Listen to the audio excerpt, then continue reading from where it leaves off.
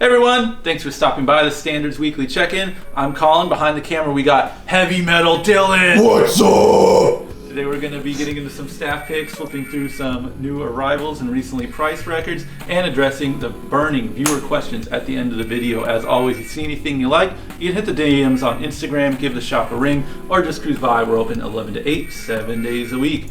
We're going to eventually get the graphics under there to say Heavy Metal Dylan, right? Yeah. Like drawn all spiky and gory. Yeah. We've been watching a lot of metal YouTubers. It's a great scene to get into. It's just I have to like think if I want it like a steel or if I want like drippy like slime. Yeah, you want to go Guar or Autopsy style. These are the Exactly. two options you have. Exactly. All right. What are you listening to, Dylan? What am I listening to? Yeah, what Well- are you listening to, dude? We're listening to some light metal, Yeah. but it's nice. Def Leppard's Hysteria. This is the longest album in human history. I think I looked it up just to make sure. I'm pretty sure this is their longest album in their discography, it which is like is 60, an hour long. It is 60 minutes, but hey, let's take this time to appreciate how the skill and craft that goes into cutting records that are a little bit longer than usual, but that still sound good and can fit on a single disc. Exactly. If you actually know what you're doing. Yes. That's all. I hate double LPs. Go on. Anyway, great record.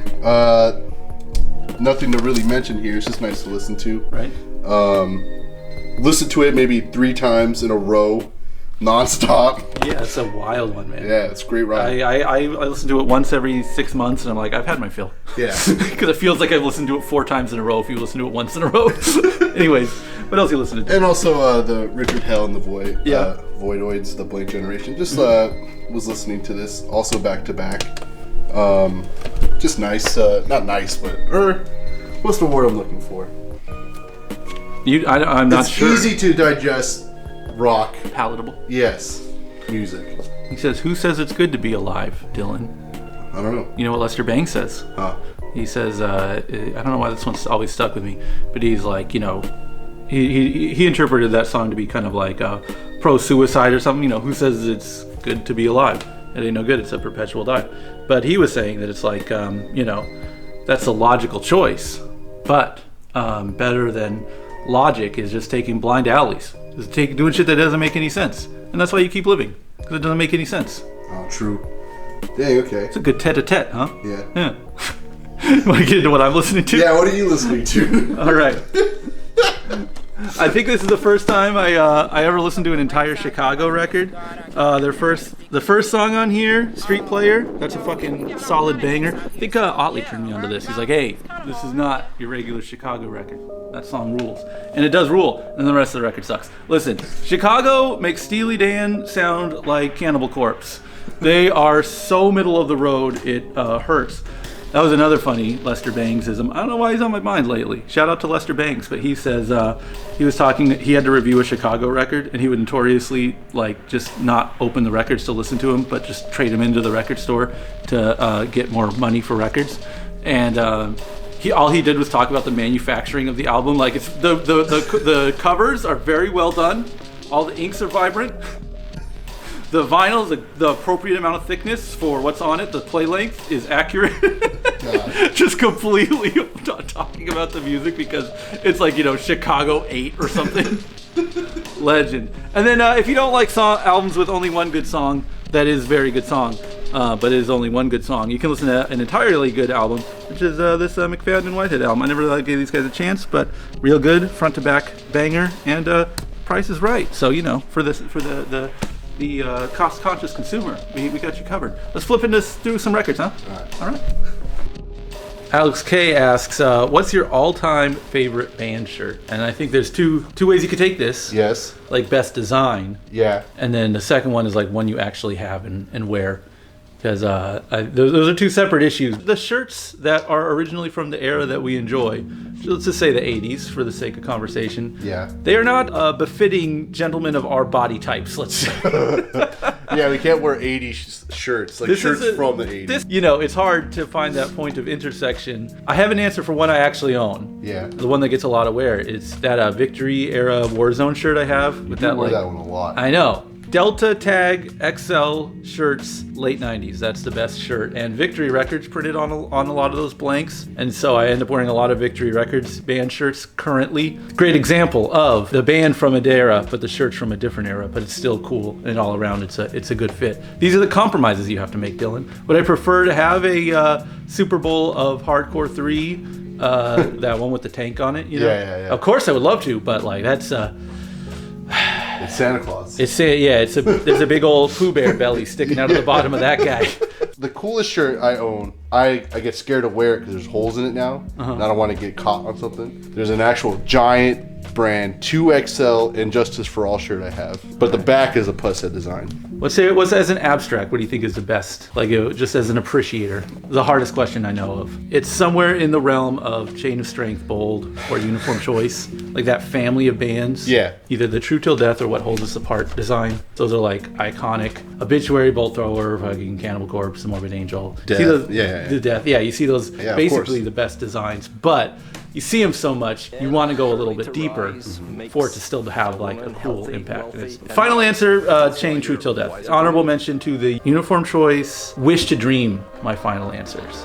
There's all the band shirts in the world are in a museum and they're all just hanging there and you see it and you're just like, damn. Of course, what comes to mind is like, the suicidal, like, I Won't Fall in Love, or the Possessed, or any Anthrax stuff from like Among. It's hard to argue. I Won't Fall in Love Today is an insanely accurate I have great reprints, answer. but it's never the same. Yeah, of course. I think people expect me to say like a generic answer, like, oh, the Slayers, like, or Anthrax. I think people expect that answer. Right, but the real one is... I'm a very simple man. Black and white, 4 black bars. And it says no values. Oh, okay. Yeah, that's my favorite shirt. I like looking at it. If I had to steal a shirt from a museum, that'd be it. That's my answer. I respect that.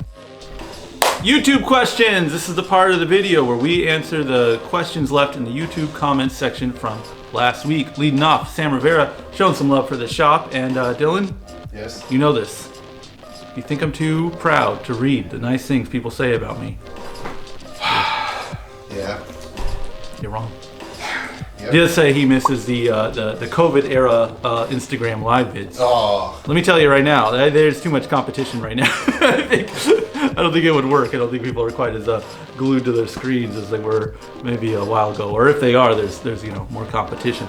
I might be able to compete with other Instagram lives. I can't compete with Hollywood, baby. That's gotta know your weight class on that one. Okay, this is a good one. YT Gettysburg hitting us with asking the question: have you ever been found a new artist you like due to someone asking to playtest a record in the store? Dylan, that ever happened to you? Someone ever want to check something out and you'll do it and you're like, damn, this is actually pretty nice. What's the one? I can never say their name. The band that has the guy that did the Yes logo. Oh, OC Visa? Yeah. Okay. I didn't know what that was. I thought it was another Yes band. Yeah. And I was like, oh, this is this is great to listen to. Yeah. And the guy didn't buy it. Yeah, of course. It always works like that. I was listening to it after that, so that's what I remember. I didn't buy it, but it was nice, and I discovered something new. Yeah, I can't say that I have through someone asking to play test it. These days, most people do their own play testing with the old phone there. And a side note, shout out to everyone who brings like either a headphones or earbuds to the store.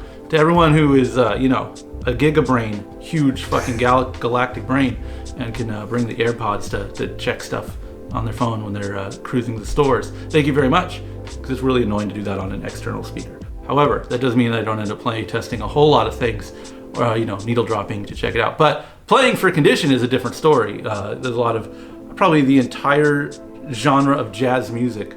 I don't think I would have ever started really cracking into if I didn't have to like, fuck, this Miles Davis record looks a little uneven. I don't know. Better check this one, make sure it plays right. And then it's like, oh, this is a really nice record. Mm-hmm. So Condition playtesting for myself, yeah, endlessly. Yeah. Okay, next up, and Heavy Metal Dylan, you ready?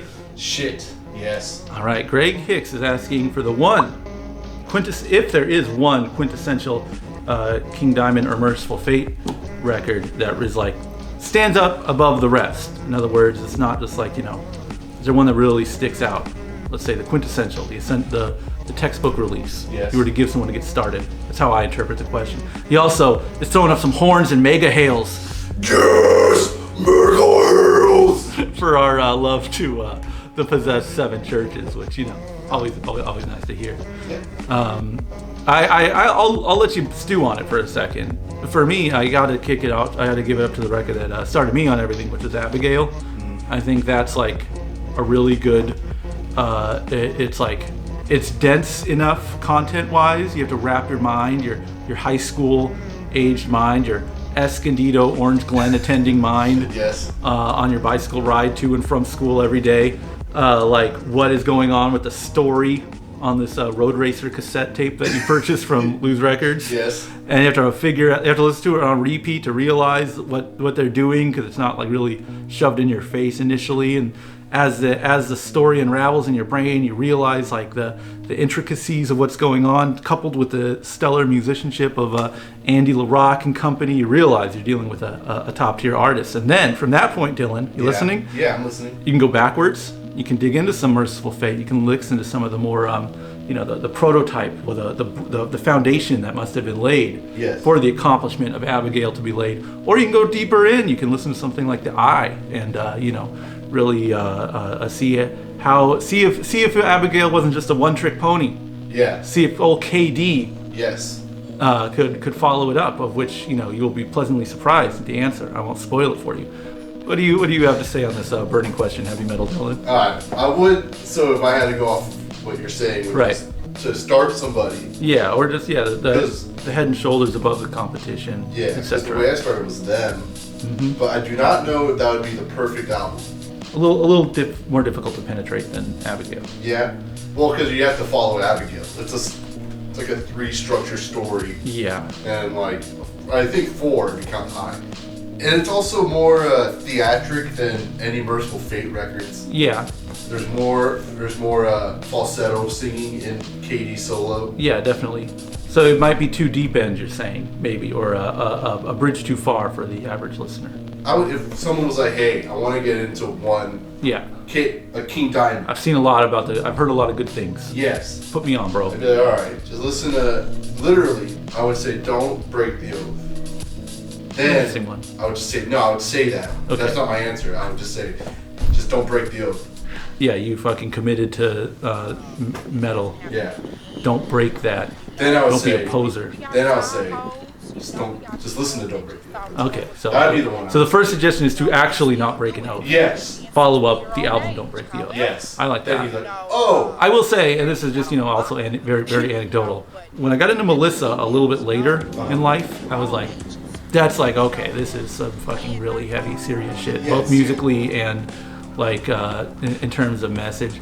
In the 80s, like, or when the record came out, if you got that record, it's like, this is fucking ominous. Hard to understand the weight that it carried then when you listen to it now, given that we've had so many years of extreme music and everything. But like, that's serious shit. Black Funeral.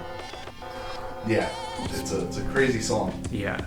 Like, I don't know. I was playing it earlier, and like these kids, and like, does this like do anything for them?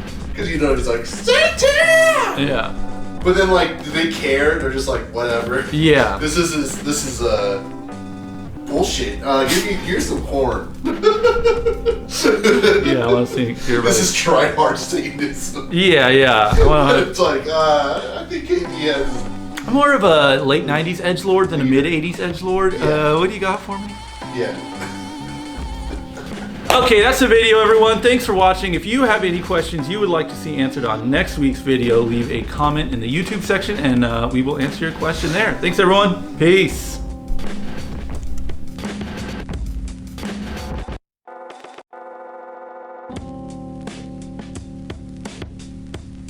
Why did the farmer start a punk rock band? Well, because he was tired of hauling oats.